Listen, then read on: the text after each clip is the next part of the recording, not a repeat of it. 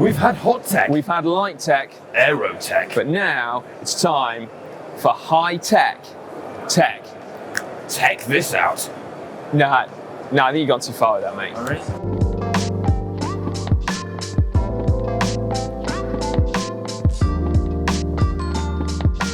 Come over to CatEye to take a look at their new range of smart lights called the Sync range. And it's smart tech that hopefully will make your life simpler, which is good smart tech in my book.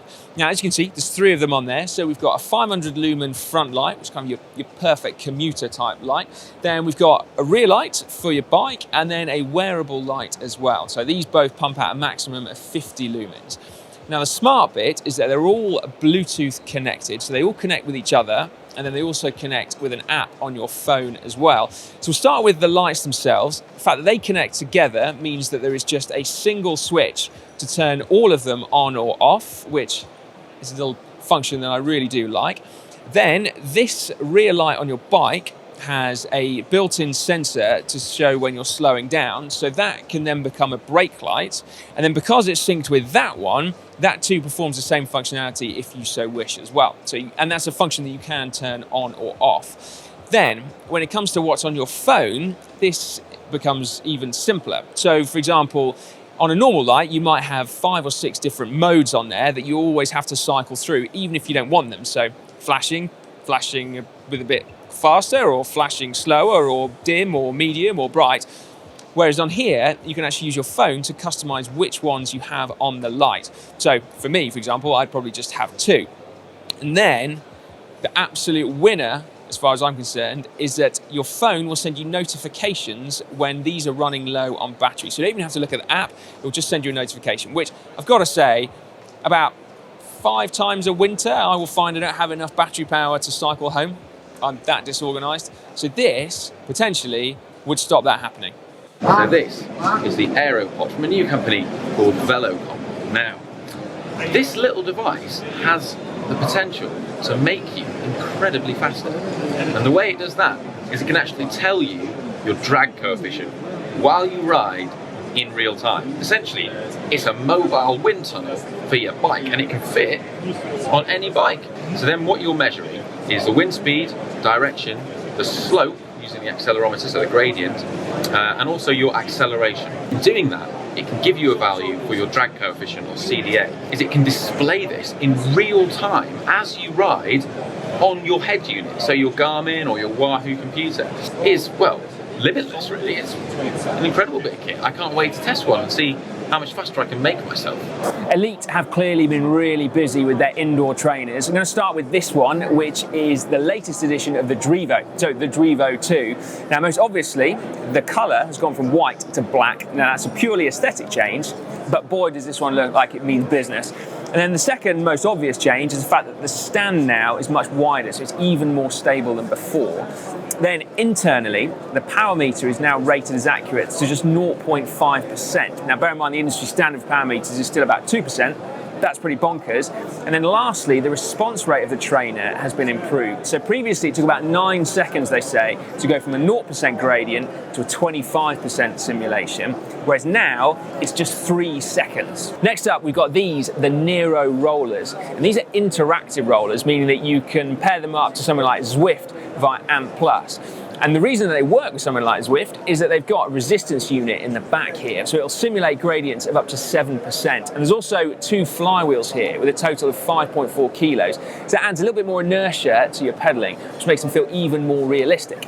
And then I think it's really cool, there's 2 features that actually make them easier to use, because rollers, they're like an acquired skill. Not everyone is able to jump straight on and ride them. Not that they're particularly difficult, but you do need to learn. Whereas with these, firstly, they've got a rocker built in, so that kind of balances out your pedal stroke, meaning that they are easier to use. And then lastly, and this is super cool,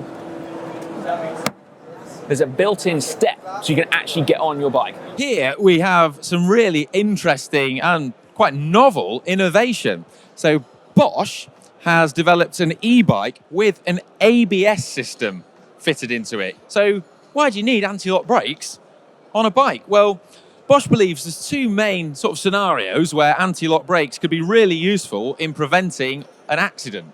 So the first thing would be if an oncoming hazard suddenly presents itself. It might be someone opening a car door in front of a cyclist or something emerging from a junction and you have to avoid it. Now, in most cases, cyclists will slam on the brakes in a panic, and this can cause you to perform a front endo and go over the handlebars, especially when you've got really powerful hydraulic disc brakes on an e-bike. So the system is designed to modulate the front brake and bring the rear wheel back down to the ground to stop you going over the handlebars and control your braking in a much more measured way, much like ABS in a car. So the question is, how does this work on a bike? Well, it's all down to this unit at the front here. Now, the unit is very clever, and there are sensors fitted throughout the bike that are able to detect the wheel speed on both the front wheel and the back wheel. Bosch believes that 25% of accidents that occur on push bikes could be potentially avoided, or the consequences of them could be minimized with a system like this. So that's pretty awesome. Right, I found a cheeky little prototype for us. This is a Hunt wheel, and I want you to look very closely at the top of the rim there near the tyre. You'll notice that there's a slight change in the aesthetics of it, and that's because this bit here is carbon fibre, and that bit there is a low density epoxy resin. Okay, so this is cool, right? So Hunt are developing these super wide new wheels, and they realised that in order to get a modern wide aero wheel, you actually need quite a lot of material in order to maintain that shape, but it doesn't need to be structural. And so what they're experimenting with here is actually having a mould so where there is a groove channeled into it. So the wheel comes out with a groove, and you then fill it with that low density epoxy resin. Now, the density of which is 0.4 grams per centimetre cubed. The density of carbon fibre is about 1.6 grams per centimetre cubed. And so all up, you could potentially shed about 50 grams off each wheel. There we go. Pretty exciting stuff. How's this for some high-tech tech? So this is the brand new Tacx Neo bike.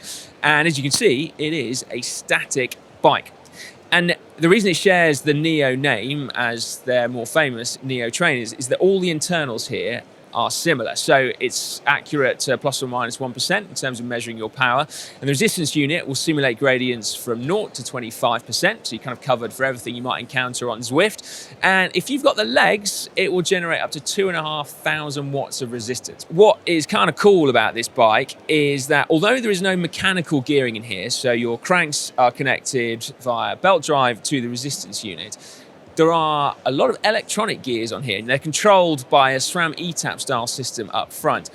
And you can actually choose what gear ratios you use and how many you've got. So if you want a 5339 and an 1123, just to make life difficult on Zwift Mountain, you can do it. Or you could actually run a triple up front and a 12-speed rear cassette if you fancy having 36 gears at your disposal. So you've been all tuned using an additional app. Then up front there, particularly nice touch as far as I'm concerned, are the two fans that are built in. Perfect. And they can be adjusted so that they respond to your speed. So the faster you go, the more air cooling you get, or connected up to your heart rate as well. All in all, some high-tech tech. Now, whilst we're on the Zwift stand, we thought we'd catch up with these guys to find out whether they've got any high-tech tech coming up. So with me, Steve Beckett. Steve, what can we expect from Zwift over the next couple of months? It's going to be New York. So New York, Central Park, but with a twist. We're not giving anything away just yet.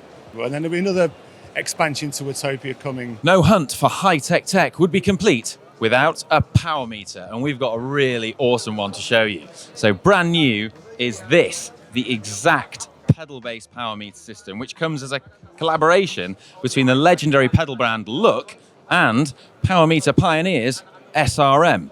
It's going to be available in either single-sided versions or as a dual-sided version, and shipping is expected to be the end of July. Now, in the past, there has been some issues with long-term durability of pedal-based systems, but the SRM unit is being fully manufactured in Europe, in Germany. And SRM are a brand that have an amazing reputation for durability, especially when it comes to their bottom bracket mounted systems. So we can't wait to see how the Exact performs. Tacx are famously ingenious, and they've been working their magic, it's fair to say, on their latest series, which is called the QB. And it's kind of a modular system based around these mounts that go outboard from your stem.